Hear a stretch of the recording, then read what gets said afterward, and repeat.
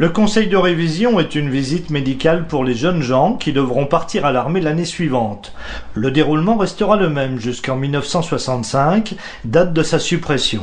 Les jeunes sont convoqués au chef-lieu de canton. Pour les 3 communes, Siers, Antibes, Margencel, ce sera donc Thonon. La Savoie est rattachée à la France en 1860.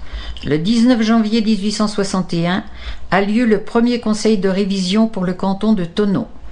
L'armée n'a pas besoin d'hommes, il y a 50% d'exemptés. Les autres, reconnus propres au service, partiront au cours des mois suivants. 1870, c'est la guerre avec l'Allemagne. On passe à 35% d'exemptés. En septembre 1871, 20% d'exemptés seulement. À Siers, malheureusement, 4 jeunes perdront la vie. Leur nom figure sur le monument aux morts.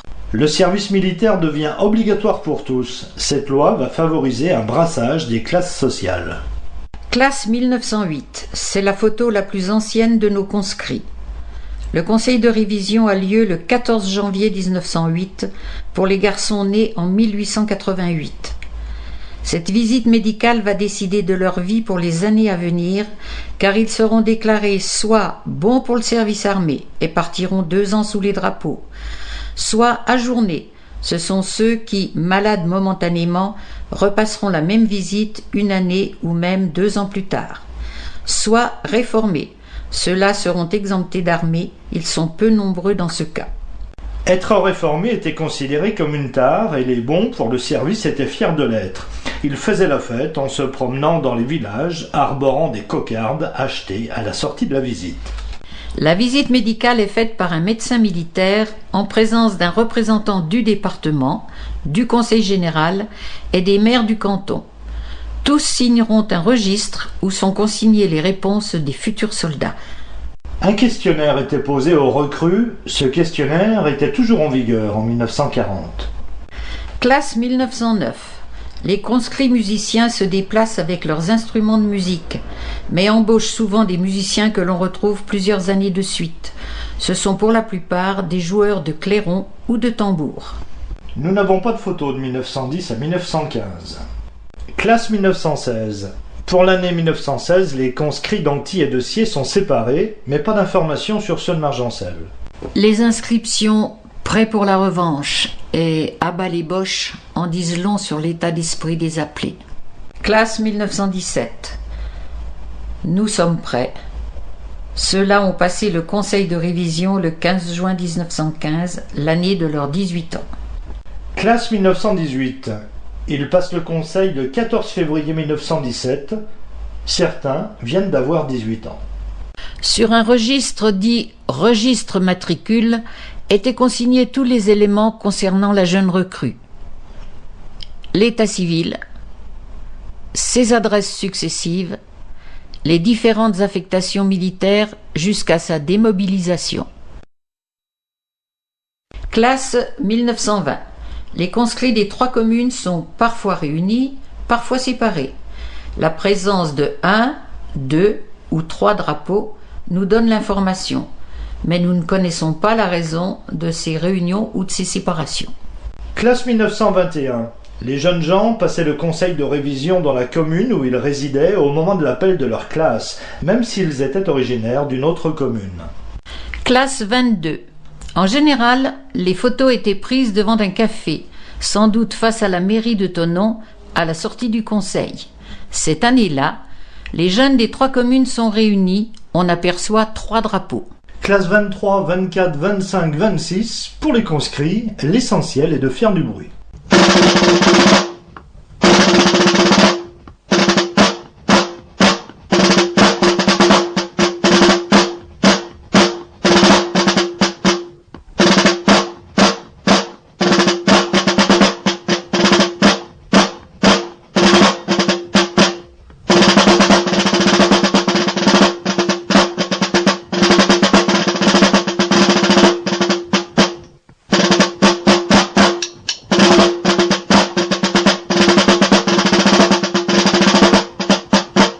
Classe 27.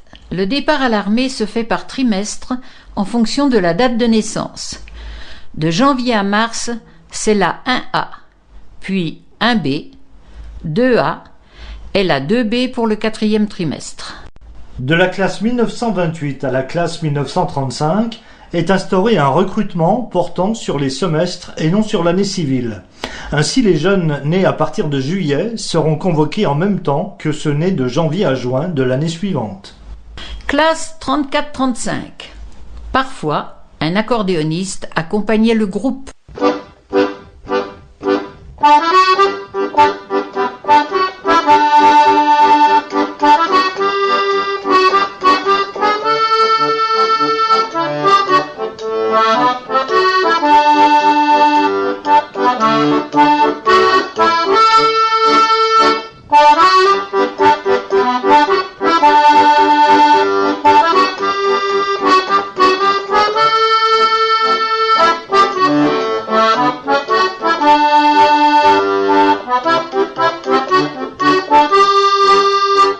Classe 35, on reprend le conseil de révision par année civile. Les hommes sont incorporés par trimestre.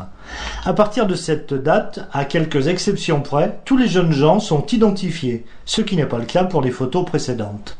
Classe 39. Tous les anciens ont en mémoire les moments festifs qui suivaient le conseil, tout en sachant que c'était parfois le prélude de moments dramatiques. Classe 1940. Quelques jeunes semblent avoir passé le conseil cette année-là, mais nous n'avons qu'une photo du repas de classe avec les conscrites. En 1919, l'État verse une aide financière pour l'édification de ces stèles à la mémoire de tous les soldats tués entre 1914 et 1918. Cette somme est insuffisante. La population organise des collectes soutenues par les comités d'anciens combattants. Les municipalités complètent les sommes recueillies. Tous les monuments sont inaugurés en 1920. Celui de Sciez est érigé à l'origine devant la mairie. À Antilles, 38 noms sont gravés sur le monument, dont 2 pendant la guerre de 39-45. 22 ont moins de 30 ans. À Margencel, 37 noms figurent sur la stèle indiquant le nom de la campagne où ils sont tombés pendant la guerre de 14-18. La Marne, la Somme, Hélène et 5 pendant la guerre de 39-45. À Sciez, 94 sont tombés au nom de la France, dont 20 en 39-45. Il n'y a pas de conseil de révision pendant l'occupation allemande. Le recrutement reprend en 1945. Pas de photos officielles, seulement des photos d'amateurs ou un repas réunit conscrits et conscrites. Classe 46-47. Les musiciens s'en donnent à cœur joie. Conscrites et conscrits se retrouvent pour le banquet de la classe 47. Classe 49. Photo officielle à la suite du conseil. Une jeune fille reçoit ses classards. À gauche, André Bocard, engagé dans la marine à 18 ans.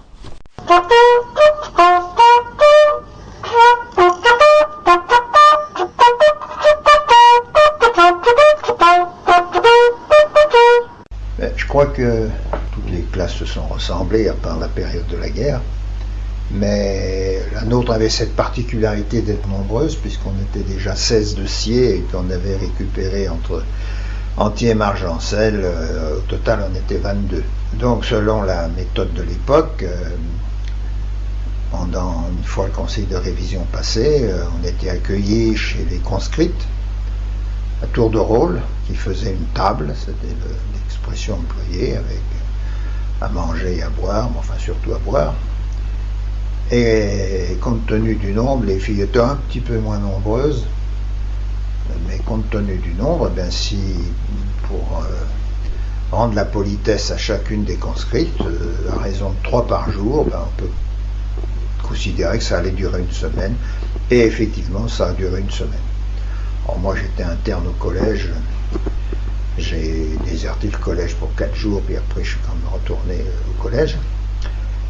Mais pour le reste, ben voilà, donc ça a commencé par Antilles, tambour,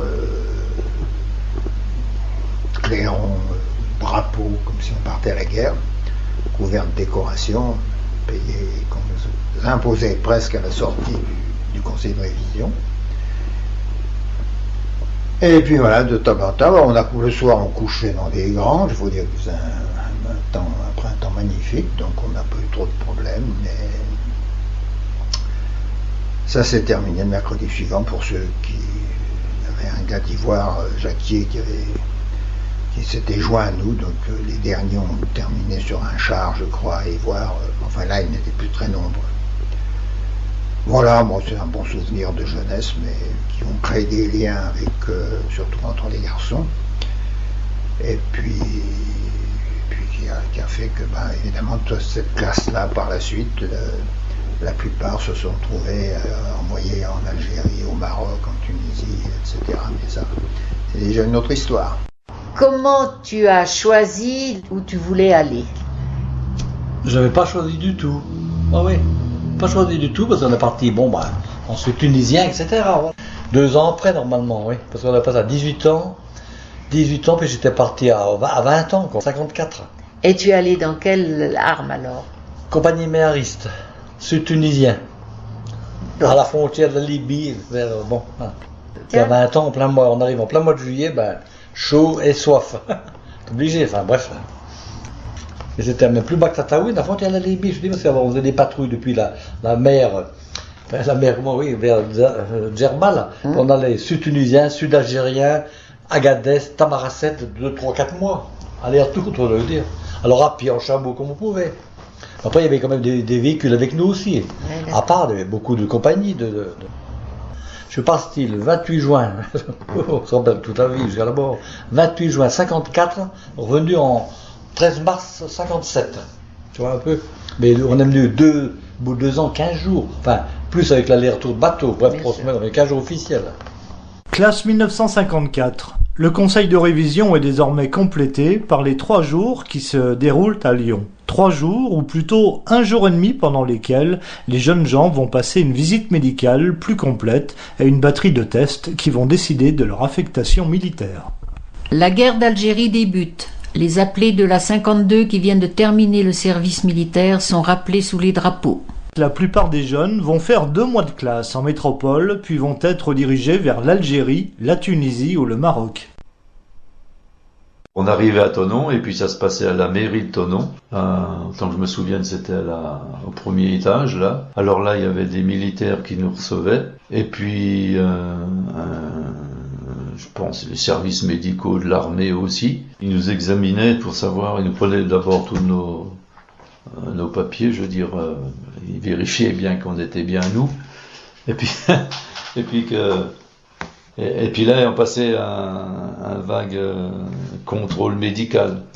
Alors bon, il y avait vraiment que les trop bancals qui étaient exemptés de service, mais surtout à cette époque-là, c'était en vue de partir pour la guerre d'Algérie, donc il fallait beaucoup de gens. Donc il y a même certains qui auraient été exemptés de service militaire à certaines époques, qui étaient quand même pris là. Alors voilà, ça durait pas longtemps, et puis après, c'était l'occasion, on sortait de la mairie, donc avec notre bon pour l'armée. Puis après, c'était la fête qui commençait, parce que la tradition, c'était de passer vers chaque conscrit et conscrite qui nous recevait avec des gourmandises, avec un peu toutes sortes, et puis à boire bien sûr. Alors on faisait tout ça à pied, on faisait d'une table à l'autre. Ça a duré la semaine. Bien sûr, on était un petit peu déguisés, on avait des guirlandes, on avait des chapeaux ou des choses comme ça. Et puis voilà, comme ça se passait. Anti-Margencel, on était 11 garçons et 22 filles à la classe. Alors tout ça, ça faisait un peu plus d'une trentaine de tables à faire en 8 jours. Un peu plus tard, après, on recevait notre convocation pour ce qu'on appelait les 3 jours, qui en fait duraient 1 jour et demi, mais qui se passait à Lyon, à la Doua. Il fallait aller là-bas, puis là on était recensé pour de bon, des examens plus approfondis, et puis voilà, on était déjà plus ou moins dans l'armée, là. C'était déjà un premier pas de franchi dans l'armée. Et puis après, c'était la convocation pour aller dans notre affectation, c'est-à-dire un régiment donné. Moi j'étais à Clermont-Ferrand. Et puis après, c'était l'embarquement pour l'Algérie, pour 14 mois. Le bal traditionnel chez Pellu, bien sûr, avec comme frais, on devait payer le repas à René Pellu et puis l'orchestre. Et on avait le bar devait être pour Pellu parce qu'on n'avait pas de location de salle. Je ne me rappelle pas qu'on avait payé une location de salle. On encaissait les entrées, et on payait l'orchestre, parce qu'on n'avait pas de caisse. Moi, je ne me rappelle pas qu'on ait eu une caisse avant de faire quoi que ce soit. Quand on faisait des sorties avant, c'était chez Lema bien souvent. On allait manger la fondue chez Lema. Et puis, c'était l'hiver, quoi.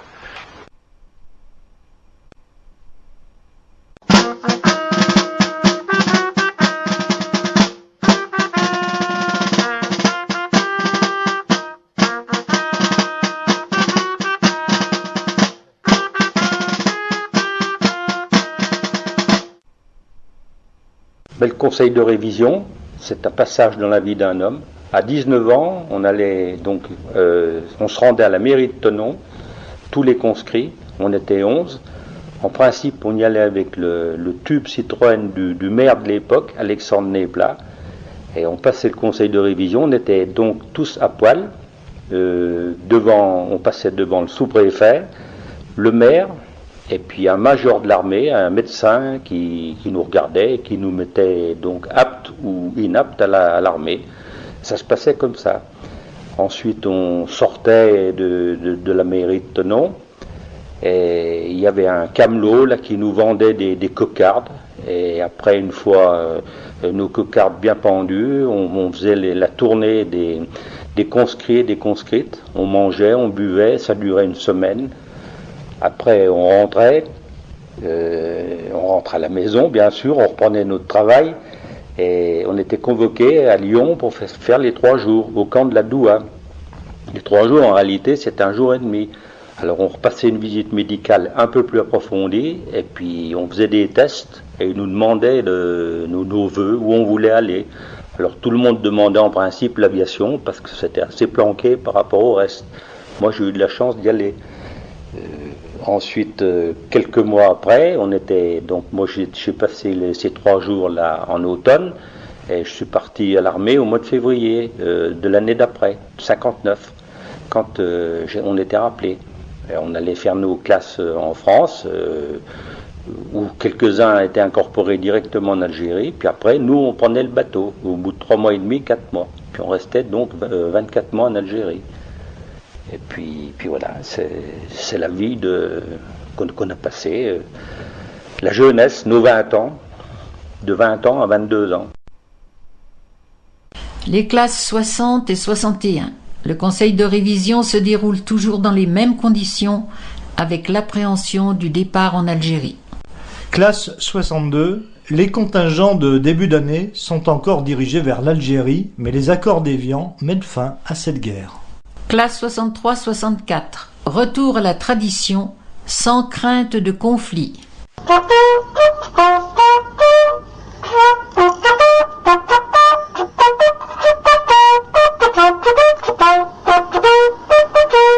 Classe 65. C'est la dernière classe qui passera le conseil de révision. Les appelés ne feront plus que les 3 jours à Lyon. La même année, le service militaire devient service national. Les appelés ont 3 possibilités: le service militaire, la coopération ou l'aide technique. Le temps du conseil de révision est fini. Plus de tours de village avec tambours et trompettes. En 1996, sur décision du président de la République Jacques Chirac, le service national est suspendu, mais non supprimé. Il pourra être rétabli en cas de nécessité. L'armée se professionnalise, le recrutement est basé sur le volontariat.